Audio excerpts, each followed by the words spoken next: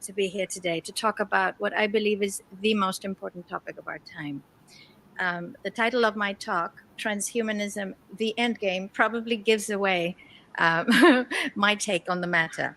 I'm not going to get into the technical aspects of transhumanism, though I do believe that one of the problems with regards to public understanding of the matter is that it encompasses such a wide range of things.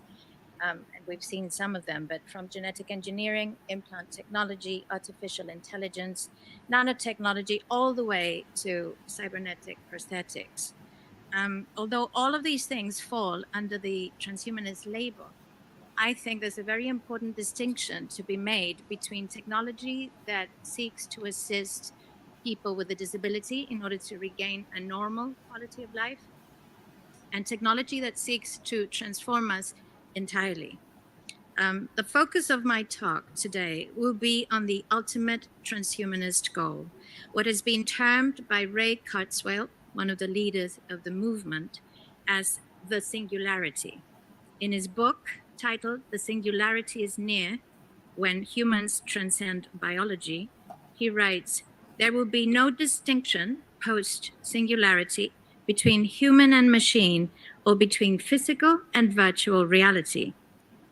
It's very important to understand that transhumanism is simply the transitional stage between humanism and post-humanism. Make no mistake, the final goal is to eradicate humanity as we know it.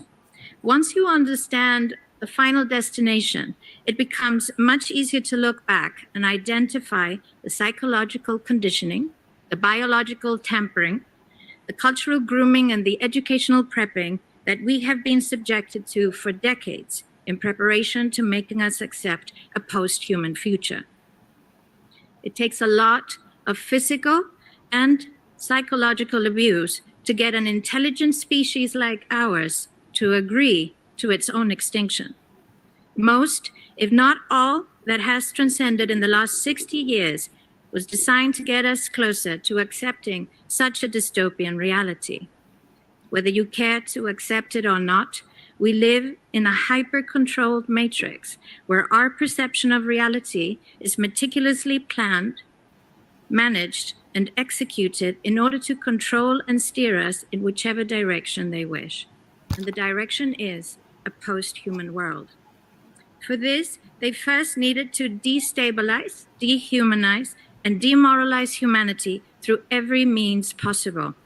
The destruction of the nuclear family, children being indoctrinated by the state, abortion, the eradication of God and spirituality from education, life in megacities and away from nature, toxic food, air, and water, social media, replacing real human connection and interaction, engineered financial crisis and taxation, endless wars and massive migration, stress, anxiety, depression, drugs and alcohol, constant fear-mongering, moral relativism as the new religion, and I could go on and on about how humanity has been influenced and forced to move away from all the things that give us strength, security, purpose, and meaning. A weak, immoral, disconnected, ignorant, and unhealthy population is an easy target for the next stage, the creation of an entire generation of androgynous beings. Masculinity is under attack psychologically, culturally, and biologically. Women are being replaced in sports, entertainment, and politics by men pretending to be women, and children are being indoctrinated at school to think that gender is a choice. The transgender movement is not a grassroots movement. It comes from the top. It has nothing to do with people's freedom of expression, sexuality, or civil rights. It's an evil psyop with a clear agenda to get us closer to transhumanism by making us question the most fundamental notion of human identity, our gender.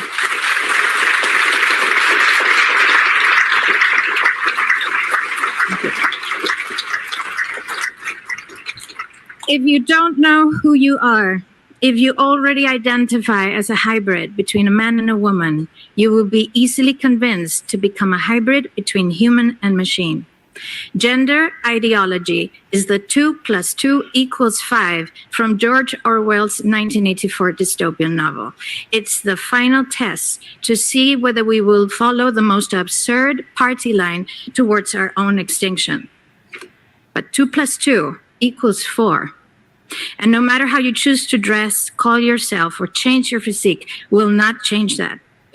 The sad reality, though, is that in the gaslighting process to get us closer to a post-human future, they have mentally and physically harmed an increasing number of children and young people, and it's only getting worse. This must be stopped.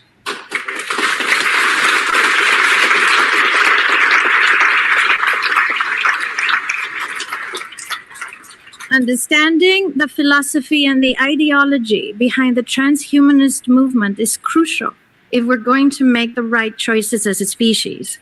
Transhumanism stands on the premise that there is no God, that there is no spiritual realm, and that we possess no soul.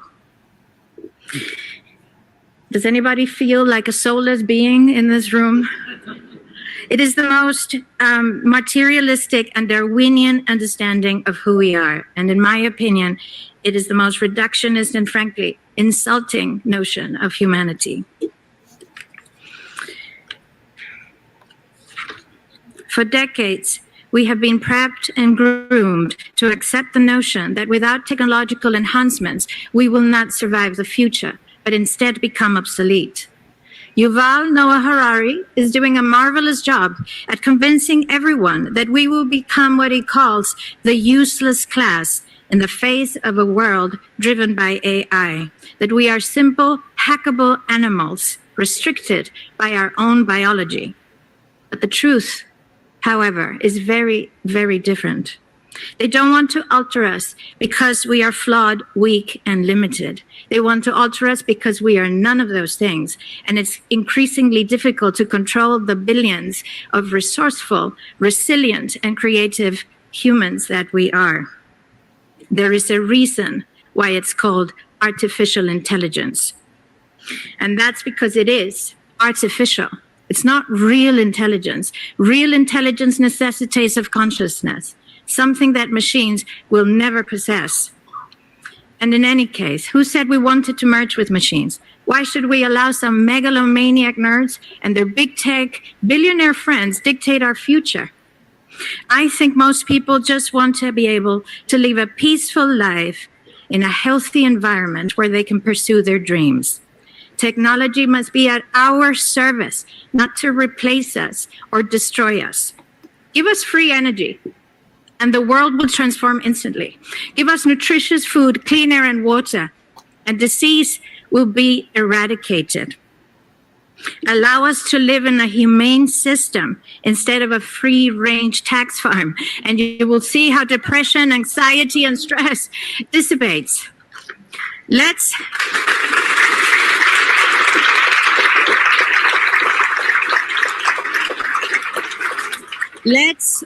use technology to make our lives more humane, not to make humans a thing of the past. The things we value most are those things that cannot be replicated by machines. Empathy, compassion, courage, intuition, imagination, passion, love, all of the things that make us unique. We are the most sophisticated beings on this planet and possibly the universe, for all we know. Our body is a universe in itself, one that we still have not yet fully discovered. And our brains are the most complex cognitive piece of biological machinery in the world. Just to give you a sense of our brain power, in 2013, joint teams of researchers from Japan and Germany got together to simulate a single second of human brain activity.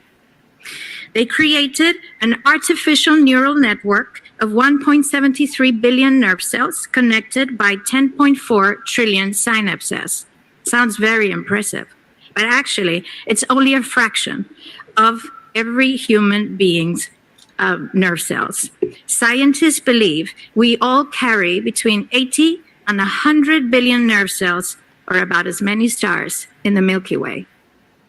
The researchers were actually not able to simulate the human's brain activity in real time, and it took 40 minutes with a combined muscle of 82,944 processes to get just 1 second of biological brain processing time. But they want to make you think you're useless. They don't want to make you better. They don't want to make you a superhuman. The end game is to make you a totally controllable piece of machinery, another thing in the Internet of Things. As Klaus Schwab has said on numerous occasions, the fourth industrial revolution will not change the world. It will change you. They will entice you with promises of immortality, but it's digital immortality. They will try to convince you of a life without disease and suffering, but by disconnecting you from the natural web of life and connecting you to the grid. And they will speak of becoming gods, Homo Deus, in the words of Mr. Harari. Well, we once took a bite of that apple, and we fell. And we've been falling ever since. But I think we now have a chance to redeem ourselves. We now have a chance to change our ways, to understand our foolishness, to see where we went wrong, a chance to walk in the right direction with appreciation, with humility, with courage, with truth, with faith, and with love. Let's not take this chance to transform ourselves to something different, but to become the best version of ourselves. We are not here to become God.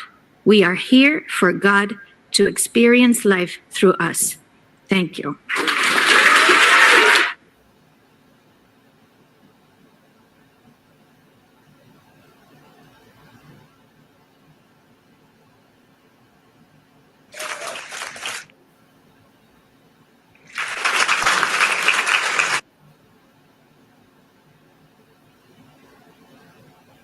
To be here today to talk about what I believe is the most important topic of our time. The title of my talk, Transhumanism.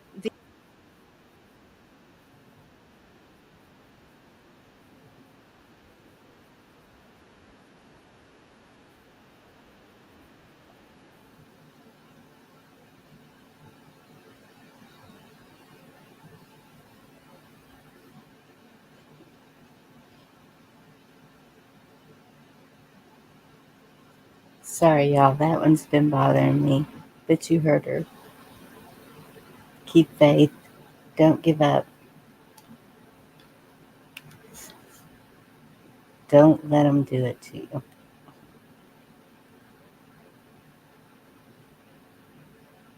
Y'all try and get some sleep.